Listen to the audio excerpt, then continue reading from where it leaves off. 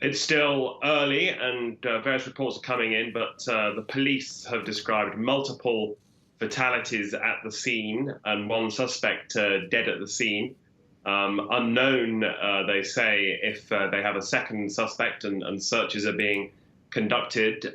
This is at a shopping mall called The Landing in Jacksonville, Florida. It appears to be a complex of restaurants and places where people play games, and it's by the water, so you can imagine on a hot summer's day like today, it would have been very crowded. There are reports that people hid where they could when this shooting started. The sheriff's office has been active on Twitter with some of those details about multiple fatalities, urging other residents just to stay away for their own safety.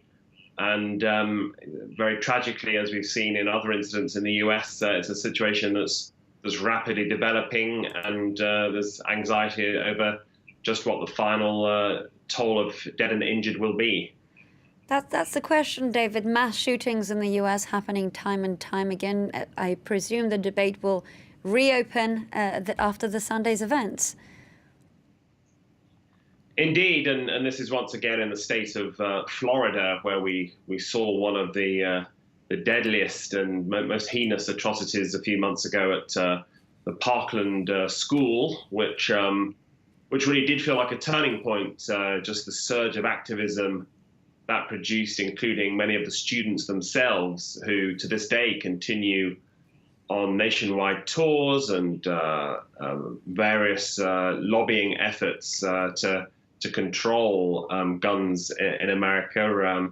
I think it's also pretty much about a year since the worst shooting of modern times in Las Vegas, and that investigation found no obvious motive for why the man set up a gun in a hotel room and sprayed bullets on people at a music festival.